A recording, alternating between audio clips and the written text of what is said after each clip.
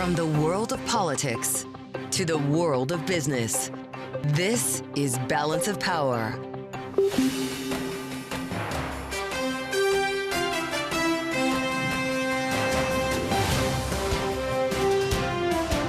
Live from Washington, D.C.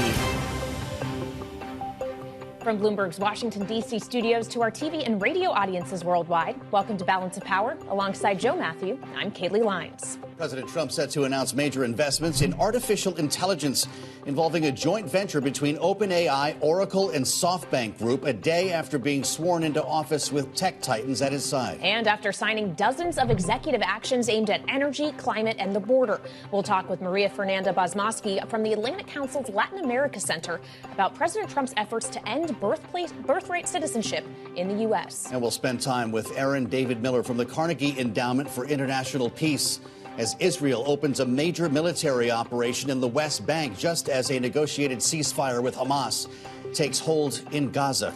Thanks for being with us here on the late edition of Balance of Power on this Tuesday, the day after the inauguration. It's President Trump's first full day in office. And Kaylee, we're about to hear from him on a major investment into AI. Yeah, of course, after we heard a lot from him yesterday, speaking at multiple venues, signing multiple executive orders, 27 to be exact, for presidential memoranda. It was a very busy first day. And on this second day, yes, it was billed this morning by the White House press secretary, Caroline Leavitt, as a massive infrastructure investment. And we understand that investment is going to be artificial intelligence related, and expect to hear more about that from the president in just a few minutes' time. A live view of the White House right now. The presidential podium is set up with President Trump, of course, about to enter the room now that the Bidens have left Washington and the new administration is underway. As we mentioned, a major investment with some details to follow here, and we're going to bring you the president's remarks live. It has also been billed as a news conference. Kaylee, we never know if that will actually include questions from reporters, but the White House press pool has been assembled, and we'll experience this live together. And as we await the president's remarks, let's turn to our colleague, Bloomberg's Saleha Mohsin, who has been reporting on this administration as it makes its way into the White House, and then, of course, everything that will now follow. So, Saleha, no surprises. Donald Trump wanted to come hot out the gate, not just with executive orders, but I guess big announcements, too. Yeah, what we've heard so far is a couple of different angles. We heard first that by April 1st, the Commerce Department, the Treasury Department, and a few other key agencies should submit a tariff report, a study on how those would work. And then a few hours after that hit whitehouse.gov under the new Trump administration, we heard from the president himself that by February 1st, we should expect tariffs on Canada and Mexico. So we are seeing our deal maker president back at it again, sending some mixed signals. I think it's probably interesting for his newly assembling cabinet officials to start catching the incoming. We don't know if Secretary of State Rubio knows exactly how to navigate this, and incoming Treasury Secretary Scott Bessent also may not know exactly how to navigate when you get those two different angles. Interesting you mentioned whitehouse.gov. It's a whole new experience when you go there. It's like a movie trailer showing Donald Trump resolving into an American bald eagle, really kind of reminding us of the show business aspect that this president brings to the table here. Who brought us to this moment, though, to seize on AI infrastructure on his first full day in the White House? Does it have to do with the tech titans, the Elons, the Mark Zuckerbergs, who he was spending time with yesterday? Well, they were all there, right behind him in the main As camera if they were part of shot. the cabinet. Exactly. Some of them had better seats than incoming cabinet officials. So it's hard not to think that they had influence here. It's interesting. We have a second Trump term where there's the usual traditional Republican conservatives. Yes, they still exist, it seems, but also the MAGA faction, and then a new third faction to contend with, which is the tech disruptors. And this seems to have come from that angle. Well, and it's incredible to consider he's going to make this announcement as well after rescinding the Biden administration's sweeping AI executive order. Not that that was necessarily specifically targeted, that repeal, because it was part of a repeal of 78 executive actions that Donald Trump signed basically first thing yesterday. Yeah, Trump is looking at the tech community saying, start building. And this is being welcomed right now. A lot of executives are hanging out in Davos, partying in the Swiss Alps in a luxurious location. And well, we are here, but they're happy. They're excited to just start building with less regulatory tape. I know it's hard to get in Donald Trump's head, but to the extent to which you've covered him, and here we are again, it's bringing back some old memories for people who covered the first Trump administration. He's billed this as a news conference. Does he want to be taking questions from reporters every day? What's going to be his posture with the media this time around? I'm so curious, Joe, about that. He has never shied away from taking questions from reporters. We remember during his campaign, he did the New York Economic Club and took questions there. He also did a sit-down interview with our editor-in-chief at Bloomberg News, and we knew those were going to be tough questions. The enduring interview from the campaign. Exactly. You know, from the financial press, that's a hard interview. So he is not afraid of that. Last night, it was the same thing. He took questions, and he wasn't afraid to shoot from the hip. Yep, while signing with the Sharpie all of those executive orders. Doing both things at once. Bloomberg's Saleha Mohsin, thank you so much. And again, we are awaiting any minute now to hear from President Trump on this announcement. Of course, one day after he signed all those executive orders, many of them focusing on the border and immigration. And on that note, we turn to our Texas bureau chief, Julie Fine, who is joining us from Dallas. So, Julie, obviously, Donald Trump made a big show of taking all of this action, declaring an emergency at the border, ending birthright citizenship, at least trying to. It's facing legal challenges already, but has it made an automatic impact? Well, so far it does not seem that it has 24 hours later. Again, this is just 24 hours later. Really, the impact was getting rid of the CBP One app. People that had appointments to come in for asylum no longer able to come in. That is really the biggest difference we have seen so far on the border. I actually spoke to the spokesperson for Texas Department of Public Safety. One thing they have done here in Texas is added more buoys, which of course makes it more difficult for people to cross the border. In the Eagle Pass area, there are 1,000. They will be adding 1,000 more. But at this point, earlier today, Tom Homan, of course, the border czar, said on CNN there are some targeted enforcement raids. Again, what we continue to hear is what the people that are being targeted are criminals. So at this point, we have not seen a massive difference at all on the border. Yeah, you wonder exactly what targeted means, Julie, knowing they were going for some shock and awe here in the outset. And I'm wondering when we get the optics here or see some video from these raids to get a sense of what Tom Homan is talking about. I will point you to something that's a pretty big deal. While you may not be seeing huge material differences on the border, the president's attempt to end birthright citizenship, essentially reshaping the concept of asylum for some elements in this country, already facing a massive court challenge from multiple states and multiple groups. Will it survive in court? Again, this one's going to go through the court system, which means it takes some time. So right now, you won't see an end to this. If this is in the courts, likely immediately. So this is one that obviously was somewhat expected. I mean, you'd heard the president talk about this before he was elected. But this, like many others that you've seen, Joe, I expect to be tied up in the legal system for some time. Julie, while we have you as our Texas bureau chief, I do also wonder what was going through your head when Donald Trump, speaking off the cuff in Emancipation Hall yesterday, spoke at length about Governor Greg Abbott, who was seated there in what was being dubbed the overflow room. He got repeated shout outs. And I wonder what we should make of the nature of their relationship as he begins this second term. Well, they've always had a good relationship, and I think both of them realize, listen, they are politicians.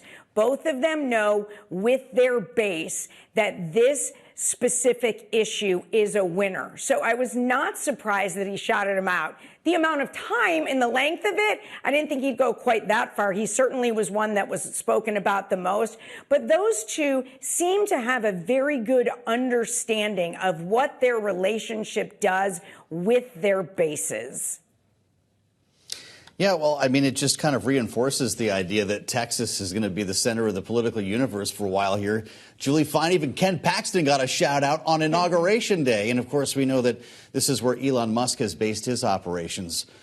You can't discount the role that Texas will play here, of course, when it comes to border policy and the role that the governor will play as being the tip of the spear there on the state level, right?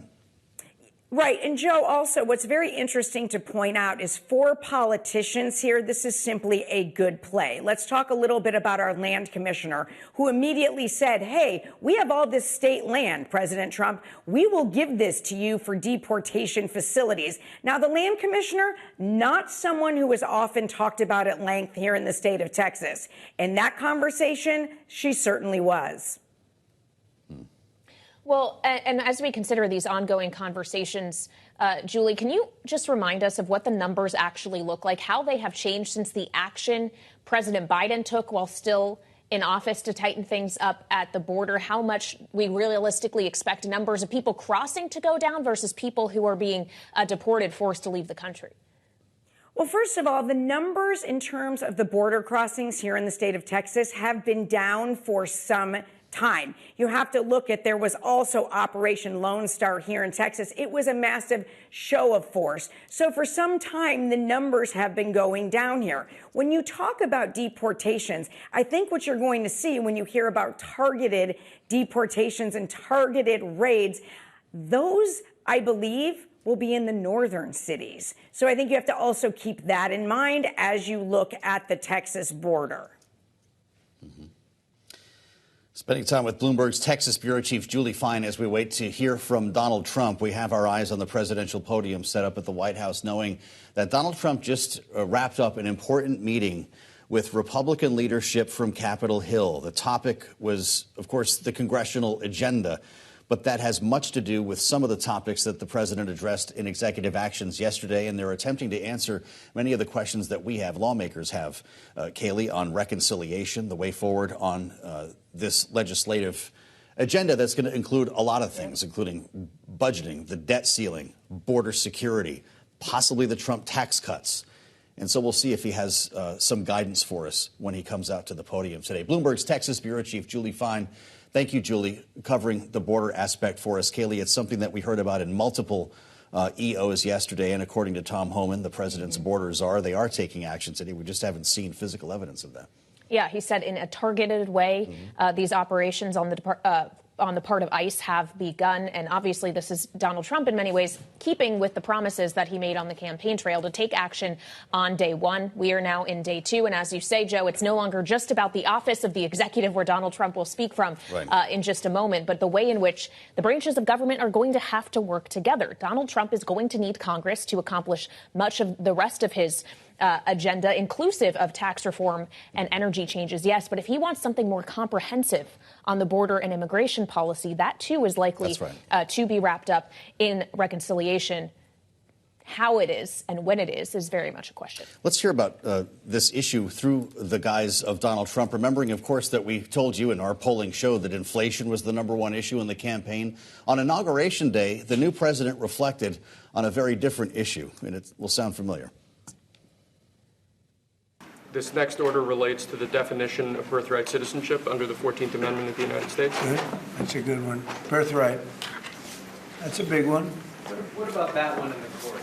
That one is likely to be. Could be. I think we have good grounds, but you could be right. I mean, you'll find out. It's ridiculous. We're the only country in the world that does this with birthright, as you know. In fact, several executive actions that had to do with immigration here. Joining us for more now is Fernanda Bozmoski, Director of Impact and Operations at the Atlantic Council's Latin America Center. Thank you for being with us at the table. It's great to see you. We'll apologize in advance if we're interrupted by this event. We want to hear what the president has to say, of course. Broadly speaking, most people say, well, no surprises. Donald Trump followed through on most of what he promised. That includes birthplace citizenship. What do you make of what we heard yesterday? I agree. No surprises. We'll see what happens with the rollout of these executive orders. But overall, the balance sheet of yesterday's inauguration, I'd say no surprises. Well, no surprises, sure, and perhaps people were already prepared to launch their legal challenges to executive orders like that. You've already seen several states, attorneys general, launching a lawsuit over birthright citizenship specifically. Donald Trump suggesting that the U.S. is the only country that does that. That is not factually true, but I do wonder what would change with the pattern of migration, theoretically, if that really were to end, if those legal challenges were not to do as they have set out to accomplish, which is make sure that Donald Trump is not successful in ending this practice? Yeah, I think we'd see major consequences on the labor side. For example, I do a lot of Latin America work. 5% of the workforce in this country is of Mexican descent. And, given the clauses of this EO, who knows how many of these would be ineligible to stay in the U.S. I think it would have a huge impact on the labor force and therefore the economy. Nothing happens in a silo at the end of the day. We were just discussing the move to shut down the CBP-1 immigration app. This is a big deal for thousands of families that were actually in the queue to go through the process, to be interviewed. What does this mean for them? And yet you still see a big caravan in Mexico's southern border that seems to be undeterred by the fact that Donald Trump is in the Oval Office again. That tells you something about the conditions that they are escaping in their home countries. It's a big caravan that was covered in the Mexican front pages today. Now you have thousands of people in a limbo, which certainly won't help with certainty in this country. It's not like they're going to the back of the line. There is no line now. Yeah, in limbo. We have yet to see what the new process will be, should there be one. Well, we know that Donald Trump wants the new process to be you stay in Mexico until the U.S. tells you that there is a place for you to actually come in. To what extent are these policies only going to work if they have the buy-in of Mexico, of people like Claudia Sheinbaum or other leaders in Latin America? President Sheinbaum has already said that she will be accepting people from third countries, despite having said before that that wouldn't be the case. We also saw earlier last week, before Donald Trump took office, that a number of countries from across the region, Belize, Guatemala, some of the big countries where migrants are coming from, they met in Mexico City to talk about a regional approach to the migration issue. And I think that there's a lot of value in that. There's a lot of value in how the countries are, in a way, banding together to, I wouldn't say counteract President Trump, but to put solutions on the table that perhaps wouldn't have been the case were you to have a different person in the Oval Office today. Well, we also have a new designation on the drug cartels in Mexico as terror organizations. Donald Trump's right. It's something that's been discussed for a long time. It invokes, though, the idea, the prospect of military attacks against these cartels inside a sovereign country, not unlike we would attack terror groups inside of Afghanistan. What would Mexico do with that? What would the Mexican government's reaction be if that is our new reality? Well, we've seen a lot of, in the front pages again today, a lot of, different narratives. But basically, this is going to push President Sheinbaum in a more security policies that are more hardline, more like we saw with President Calderon back in the early 2000s. Yeah. And in fact, she already has harder security policies than her predecessor had. President López Obrador, who had a more of hugs, not bullets approach. Right. When she was mayor of Mexico City, she was very pragmatic, very scientific, very methodical in how she approached the city's homicides and security issues, and she had great results. Mm-hmm. That's part of the reason why she's president today, because of that legacy that she has. We've already seen Mexico implement harder policies with fentanyl seizures, like we saw in Sinaloa a couple weeks ago. Yeah. This is going to push Mexico in that direction. Could we ask you as well, Maria, about Panama? Because in addition to a lot of talk about the border yesterday, we had a lot of talk about expanding U.S. borders, including this notion that Donald Trump wants to get control back of the Panama Canal. Panama, very quick to say, nope, it's staying in our hands. We are not going for that. But do you see this as a real threat, an area that could get contentious? As he's said, he's not ruling out potentially military action to get this done. It is for sure an issue to watch. The The canal is Panamanian. There's a long history there. And China does control 2 ports, but the canal is operated by Panamanian authorities, by the Panama Canal Authority, which is pretty independent. Maria, we want to interrupt our conversation and thank you for joining us to bring you live to the White House. Let's listen live to President Trump on Bloomberg Very TV. familiar faces. Well, thank you very much, and it's an honor to be here today. We have first full day as president. We're back, and we had a great first term, but we're going to have an even better second term, and I think we're going to do things that people will be shocked at. We're starting off with tremendous investment coming into our country at levels that nobody's really ever seen before, and they're very happy with the fact that I won the race and that they feel confident in their investments, and it's big money and high quality people. So my first day back from having a nice life, it's my honor to welcome 3 of the world's leading technology CEOs. And in the case of Larry Ellison, it's well beyond technology. He's sort of CEO of everything. He's an amazing man, an amazing business person. But to announce the largest AI infrastructure project by far in history, and it's all taking place right here in America.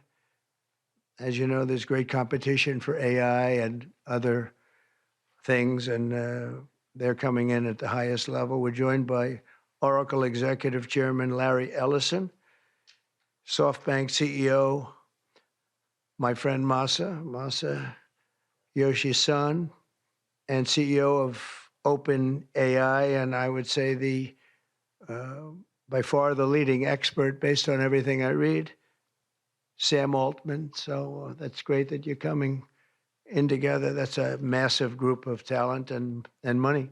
Together, these world-leading technology giants are announcing the formation of Stargate. So put that name down in your books, because I think you're going to hear a lot about it in the future. A new American company that will invest $500 billion at least in AI infrastructure in the United States, and very, very quickly, moving very rapidly, creating over 100,000 American jobs almost immediately.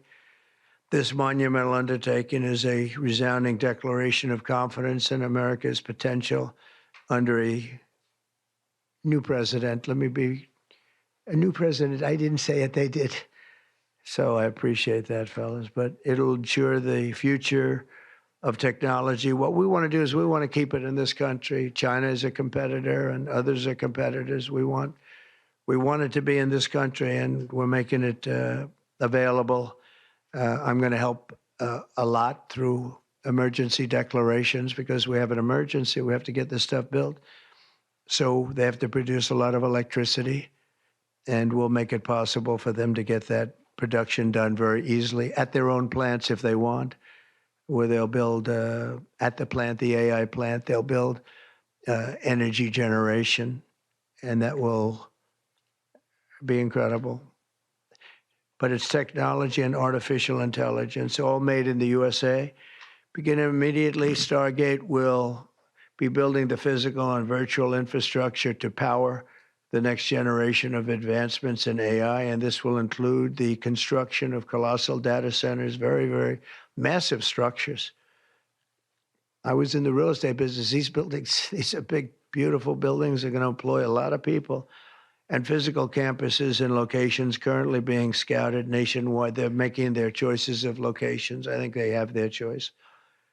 I'd like to ask Larry, Sam, and Masa to say a few words and just talk about a little bit about what they're doing. And if you have any questions, and then we'll go into a couple of other subjects also. But this is, to me, a very big thing. $500 billion Stargate project. I think it's going to be something that's very special. It'll lead to something that could be the biggest of all.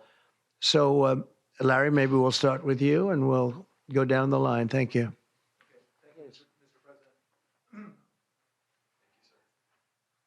Thank you, Mr. President. We certainly couldn't do this without you. It would simply be impossible. AI holds incredible promise for all of us, for every American. We've actually been working with OpenAI for a while and with Masa for a while. The data centers are actually under construction. Oracle CEO Larry Ellison now, live from the White House on Bloomberg. 500,000 square feet. There are 10 buildings currently being built, but that will expand to 20 and other locations beyond the Abilene location, which is our first location. The kind of applications that we're building, to give you an idea, maybe the most charismatic and the one that I think touches us all is electronic health records, not just maintaining electronic health records, but by looking at electronic health records, understanding the condition of doctors, better understanding the condition of their patients, and being able to provide healthcare plans that are much better than they otherwise would be.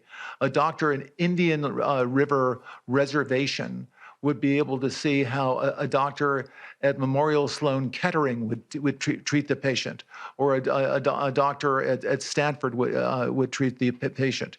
We actually provide all of that information, all of that guidance to the doctors who are treating cancer patients or patients with any other kind of disease, made possible by AI. I'm not going to take a lot of time. I'm going to pass it to Masa, but this is a very exciting program for Oracle to be a part of. Thank you.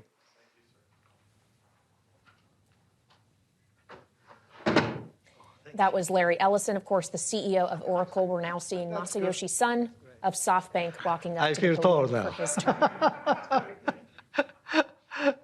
Thank you.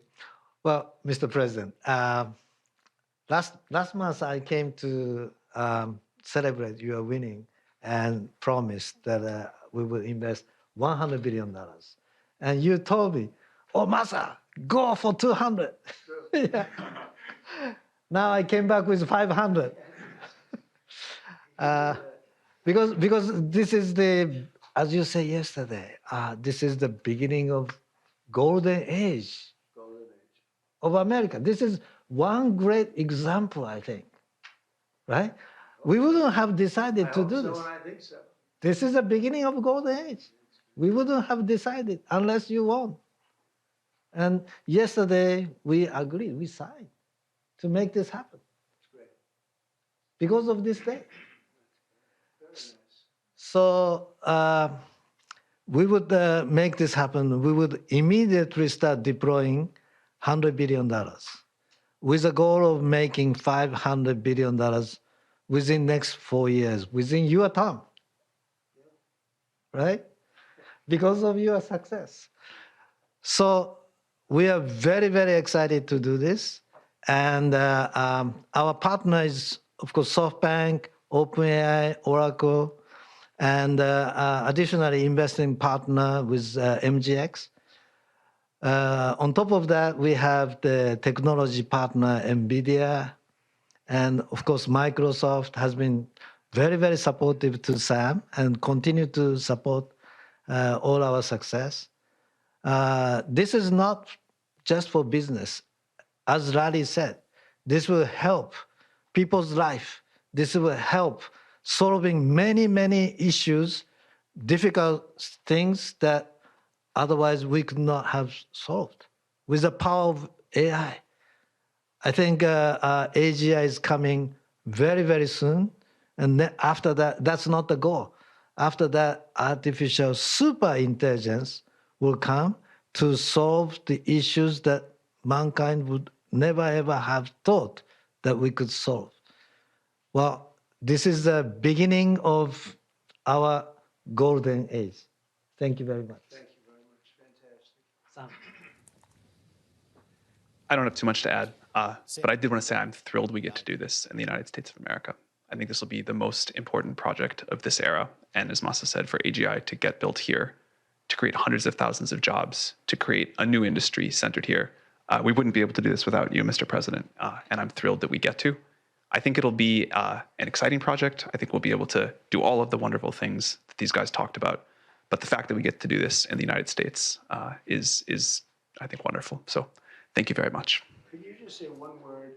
I hear so many positive things about what it's going to do for medical research and for solving things, cancer and all the different problems. How will AI help us with the fight against the various problems, diseases, etc.? These guys can maybe share more about some of the work they're doing there. I think they'll jointly be some of the leaders about driving progress here. But I believe that as this technology progresses, we will see diseases get cured at an unprecedented rate. We will be amazed at how quickly we're curing this cancer and that one and heart disease, and what this will do for the ability to deliver very high quality healthcare, the costs, but really to cure the diseases at a rapid rate, I think will be among the most important things this technology does. Great. Very good. Thank Can you. I speak and answer that question, Mr. President? So we're currently working on. Should I step on this? Okay. All right. No. I'm not that tall. I'm not that tall. You look even better. Thank you, Mr. President. One of the most exciting things we're working on, using the tools that Sam and Masa are providing, is a cancer vaccine. It's very interesting.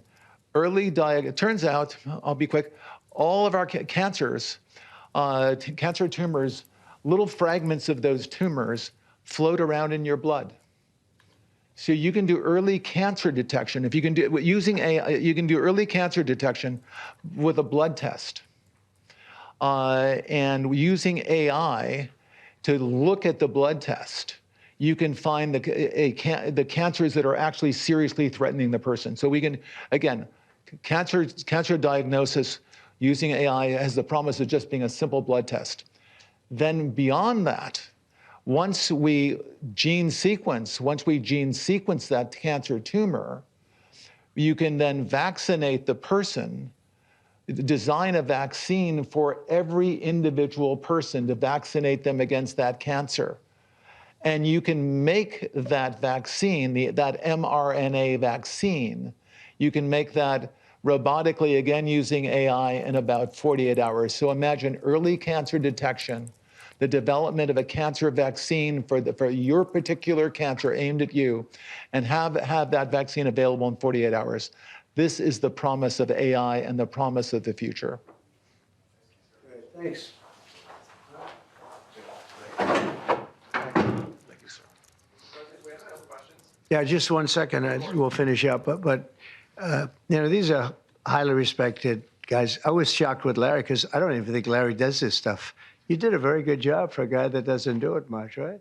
But he's so respected, and the group, and it's really an honor. But for Larry to be here and do this is very unusual because he doesn't do this stuff. He doesn't need it. He does, and you don't need it, do you? Huh? You don't need it. But I think it's an honor to the country. It's a great honor that this group, these are the top people, that they're going to do it, and they're going to do it here, and we're going to make it as easy as it can be. A $500 million Stargate project comes in addition to a separate pledge between $100 and $200 billion from, as we know, from Masa, that we talked about before. Also $20 billion from DMAC, which was great. And we have many others that are coming. Some I just announce it. It's easier, but with some, I know them, and they're so highly respected, I'd rather do it this way. Many would like to do it this way, but we're letting the world know what's happening. This is money that normally would have gone to China or other countries, but in particular China. In total, before the end of my first full business day in Washington in the White House, we've already secured nearly $3 trillion of new investments in the United States, and probably that's going to be 6 or 7 by the end of the week. Tremendous amounts of money are coming in for many things other than even AI. AI seems to be very hot. It seems to be the thing that a lot of smart people are looking at very strongly. And our country will be prospering like never before. I think that's true, and it's going to be the golden age of America. As I say, yesterday we had the most ambitious, action-oriented day of any administration in history. No, there's never been a first day like yesterday, as you know. I signed a sweeping slate of executive orders to stop the invasion of our borders. I launched a government-wide effort to defeat inflation and bring down the cost of daily life and bring down the cost of energy, magnificently bring it down. And when energy comes down, Larry, I'd say generally speaking, when energy comes down, everything else comes down. The prices of food and the prices of everything else come down. Energy is that's the big baby. And we declared a national energy emergency to drill, baby, drill, our term that we use. We're going to drill, baby, drill like never before. We ended destructive DEI mandates across the federal government and returned our country to a merit-based system and a common sense system. As you know, the Supreme Court gave us a decision on merit, where things in this country can be based on merit now instead of a lot of different rules, regulations, and things that really put our country at a big disadvantage. We permanently stopped government censorship and restored free speech. That was signed yesterday. We renamed the Gulf of Mexico the Gulf of America. Sounds so beautiful, the Gulf of America, and returned the name of a great president, William McKinley, to Mount McKinley. They took off the name. And he was actually a great president. He was a very, very successful businessman. He ran for governor of Ohio. He won and did a great job as governor, ran for president, and he won. He was assassinated, ultimately, in his second term, unfortunately. But he was the Tariff king, and I don't think he was as bad as I am. I think I believe in him even more than him, but he believed in him very strongly. And he raised massive amounts of money. Our country was at its richest from 1870 to 1913. We had the most. That was when we were the richest, relatively speaking. We were the richest during that period of time. That was tariffs from other countries. And our administration's moving with unprecedented urgency and speed to confront every single crisis facing us, and we'll get the job done. And again, I want to thank Sam and Mohsin and Larry for being here. It's an honor to have them.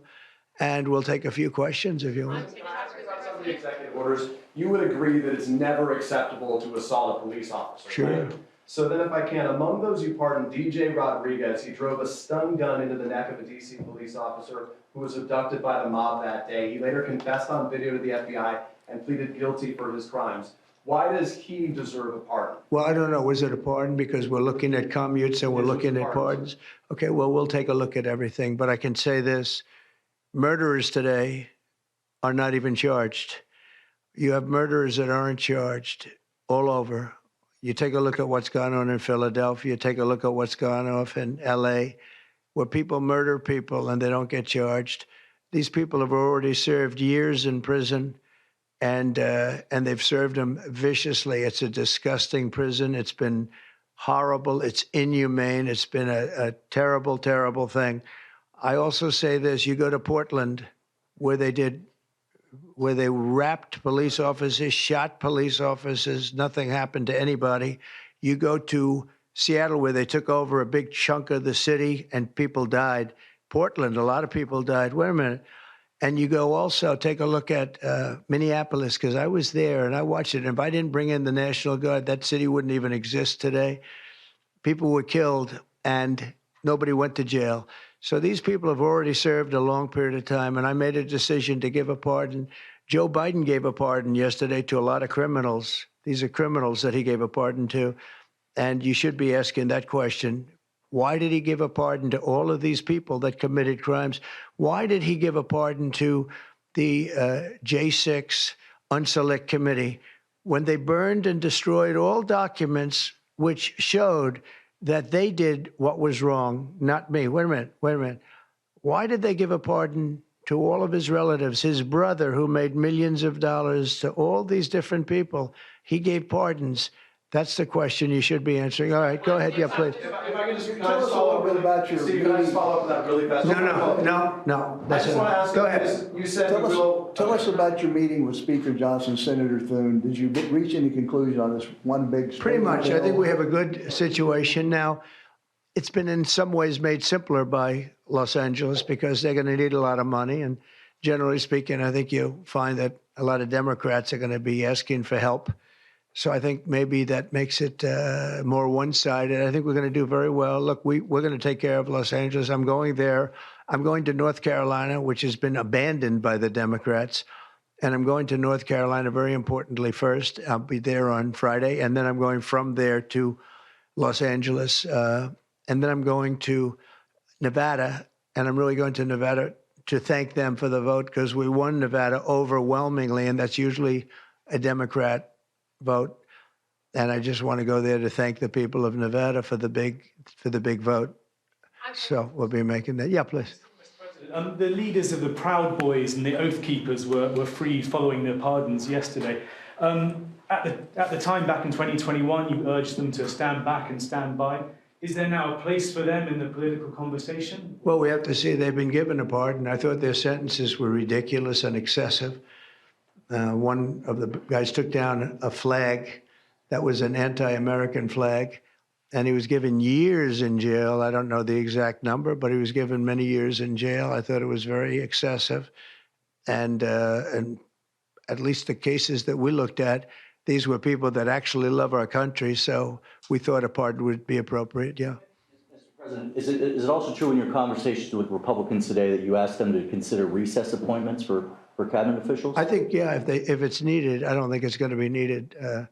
Marco, as you know, got passed overwhelmingly with 99-0, which is pretty amazing. Marco's going to do a great job, Secretary of State, but he just got, I guess he was the first one and just got approved.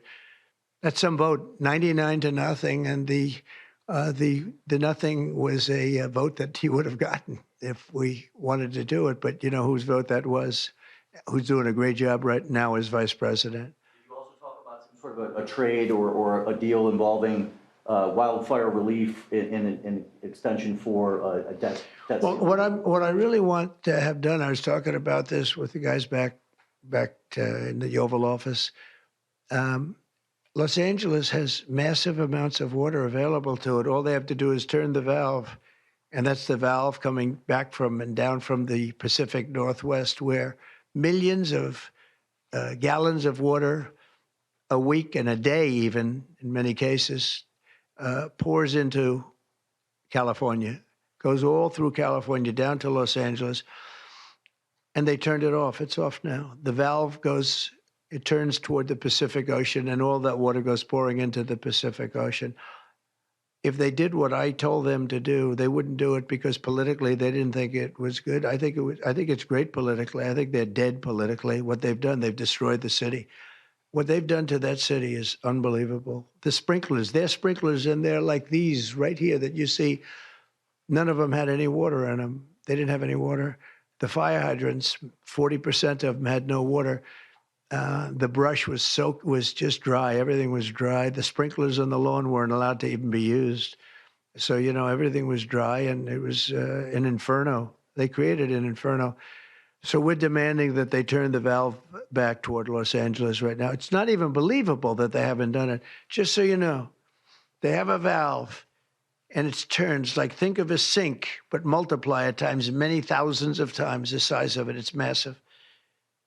And you turn it back toward Los Angeles. Why aren't they doing it? They either have a death wish, they're stupid, or there's something else going on that we don't understand.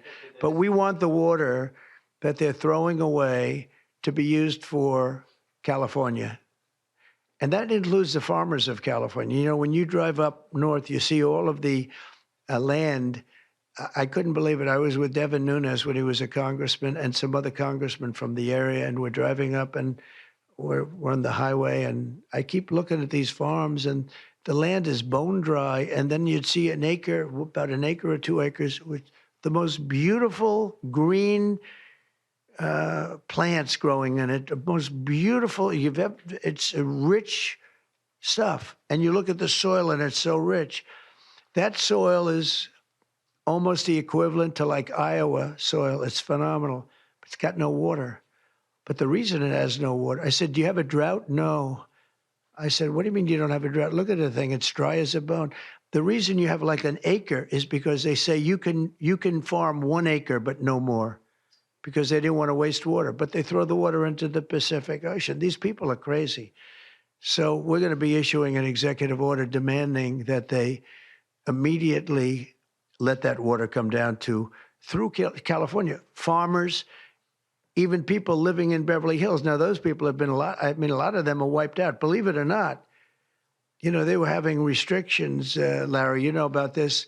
They wanted to restrict you to 38 gallons of water a day. That sounds like a lot, but it's not. When you're a rich person and you like to take a shower, 38 gallons doesn't last very long. And they have all this water, and it's really good water. Up high, Pacific Northwest. Some comes in from Canada, a nice country, by the way. Comes in from Canada, and it comes all the way through California, and they're restricting it. You even have the half pipes, the half pipes, the cut pipes, big ones, bigger than this room. And they're going all the way down, and they're bone dry, and they could be loaded up with water. No, but isn't it incredible that they don't do it? And it's to protect the Delta smelt. It's a fish that's doing poorly anyway. But I said, how are you protecting the Delta smelt by not giving it water? It's a fish. It needs water. Nobody can answer that question. President Trump, TikTok, Mr. President. Well, let me do this first. Are you open to Elon buying TikTok? Say it? Are you open to Elon buying TikTok? I would be if he wanted to buy it, yeah. And on your inauguration, I'd like Larry to buy it, too. I have the right to make a deal. So the deal I'm thinking about, Larry, let's negotiate in front of the media. The deal, I think, is this. And I've met with owners of TikTok, the big owners. It's worthless if it doesn't get a permit. It's not like, oh, you can take the U.S. The whole thing is worthless. With a permit, it's worth like $1 trillion. So what I'm thinking about saying to somebody is buy it and give half to the United States of America, half, and we'll give you the permit. And they'll have a great partner, the United States. And they'll have something that's actually more valuable because they have the ultimate partner, and the United States will make it very worthwhile for them in terms of the permits and everything else. But so think of it, you have an asset that has no value or has $1 trillion value. It all depends on whether or not the United States gives the permit. So what I'm saying is let the United States give the permit, and the United States should get half. Sounds reasonable. What do you think?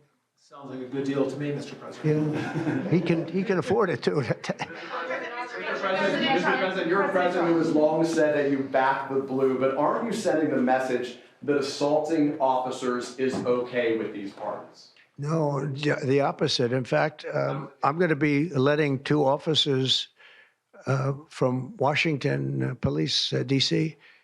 I believe they're from D.C., but I just approved it.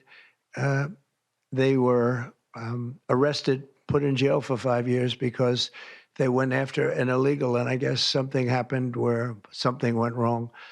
And they arrested the 2 officers and put them in jail for going after a criminal, a rough criminal, by the way. And I'm actually releasing. No, I am the friend of police, more than any president that's ever been in this office. More than 400 of the people that you pardoned, though, assaulted officers. So I want to ask you about the Vice President, J.D. Vance. He said, this is a week ago, he said, if you committed violence on January 6th, obviously you should not be pardoned. Why is your Vice President wrong? Well, only for one reason. They've served years in jail. They should not have served, and they've served years in jail, and murderers don't even go to jail in this country. And we had 1,500. We have 16 under review. As you know, we commuted about 16 of them because it looks like they could have done things that were not acceptable for a full pardon. But these people have served years of jail, and their lives have been ruined. And in many cases, listen to me for a second. Stop interrupting. They've served years in jail, and if you look at the American public is tired of it. Take a look at the election. Just look at the numbers on the election. We won this election in a landslide because the American public is tired of people like you that are just one-sided, horrible people in terms of crime. You don't talk about all the people that have been killed and what happens to those murderers. Murderers get no time. You take a look at some of these DAs. They go after political opponents, but they don't go after people that shoot people in the street. They're caught. They know where they're living. They know everything. They don't even go up to pick them up anymore. They just let them live there. They know all about it. They have their pictures. They have the tape of the shooting, and they don't even go up and you're talking about this. No, we pardoned people that were treated unbelievably poorly. In the history of our country, there's never been anything take place like this. They're still looking for them, but they're not looking for the murderers, the people that are killing everybody. We are, though, and we're getting them out of the country. We just started that. We're getting them out of the country, and they're going to be gotten out of the country fast. They came in illegally from jails and from prisons. They killed many people. Some of them killed many people. About 50% of them killed more than one person.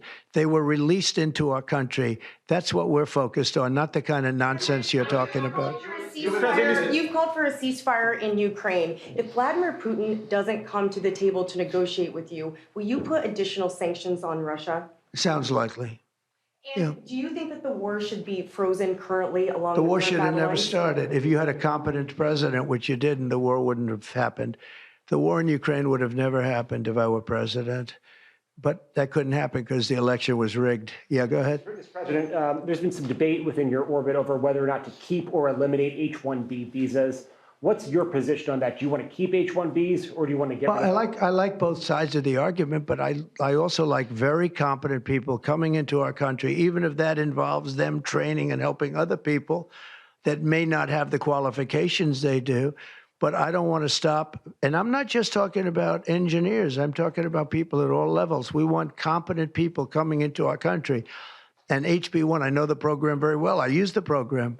Maitre d's, wine, experts, even waiters, high quality waiters. You got to get the best people. Now, then you go into people like Larry, and he needs engineers, and Mohsin needs, and this gentleman needs engineers like nobody's ever needed engineers, right? So we have to have the quality people coming in. Now, by doing that, we're expanding businesses, and that takes care of everybody. So I'm sort of on both sides of the argument, but what I really do feel is that we have to let really competent people, great people come into our country, and we do that through the H-1 program. Mr. President, are you looking to impose tariffs on Canada and Mexico in an effort to force negotiations sooner on USMCA? No, it's really not on USMCA. It has nothing to do with that. They've allowed, both of them, Canada very much so, they've allowed millions and millions of people to come into our country that shouldn't be here. They could have stopped them, and they didn't. And they've killed 300,000 people last year. My opinion, have been destroyed by drugs, by fentanyl. The fentanyl coming through Canada is massive. The fentanyl coming through Mexico is massive. And people are getting killed, and families are being destroyed. I mean, the son gets killed, and the family is a basket case for the rest of their lives. I mean, I've seen mothers that thought they'd heal. They never heal. They say it gets worse with time. It gets worse with time. They lose their boy. They lose their baby. They lose their young daughter to fentanyl poisoning. And I had that talk with President Xi the other day, too, of China. I said, we don't want that crap in our country. We got to stop it. I would have stopped it. I had a deal with him where he was going to give the maximum penalty, which in China is the death penalty for drug dealing. And he was all set. He was going to give the maximum penalty to fentanyl dealers. If they send to the United States, they were going to get the death penalty. And, of course, Biden didn't pick that up. I had that deal all done. It was all wrapped up. We were going to have it done. And then the election went, let's put it nicely, didn't go the proper way. I'm trying to be nice about it. It was rigged. And we had an incompetent president elected, and he never followed up on that deal. But he should have followed up. Because if they got the death penalty, they wouldn't be sending fentanyl to Mexico, Canada, and other places. Mr. President, how much will the We're thinking about that, too. We're talking about a tariff of 10% on China based on the fact that they're sending fentanyl to Mexico and Canada. How soon on those tariffs? Probably February 1st is the date we're looking at. For Mexico and China, we're talking about approximately 25%. Update on the Gaza ceasefire, and are you planning to travel? President Donald Trump speaking from the Roosevelt Room of the White House in what has turned into a press conference, answering questions from reporters, most recently, of course, regarding tariffs. He said tariff threats on Canada and Mexico don't have anything to do with the renegotiation of the USMCA agreement. Instead, he cited fentanyl and talked about placing a 10% tariff on Chinese goods because of fentanyl as well. Touched on a number of subjects in this press conference, including TikTok. He said either Elon Musk or Larry Ellison could buy TikTok. Sounds like a good idea to him. He talked about the border, Ukraine as well, suggesting that it sounds likely additional sanctions would go on Russia if they don't come to the negotiating table. But Joe Matthew, this began as an announcement about an AI infrastructure project and $500 billion worth of investment coming into the U.S. With a joint venture between Oracle, Softbank, and OpenAI known as Project Stargate. Up to $500 billion. Strange to hear from Larry Ellison and Sam Altman live from the White House, but remarkable and right down the alley for our Bloomberg audience. Shares of Oracle and NVIDIA surging in after-hours trading. We'll have a lot more as we unpack what we heard here from Donald Trump. A lot of questions as well, Kaylee, about pardoning January 6 rioters, and a conversation that continues. You can pick this up, by the way, on your terminal at LiveGo. And we should also note he spoke about a meeting he had just prior to coming out to the podium with congressional Republican leadership. He said he thinks it's a good situation now, and looking at the legislative agenda made simpler, he suggested, by the Los Angeles fires and the aid that will need to come. So we'll look for more clarity on that as well, and have more on that tomorrow. He said a lot of Dems are going to be asking for help. We're going to take care of L.A. We'll pick up this conversation tomorrow, of course, on the early edition of Balance of Power, right back here on Bloomberg.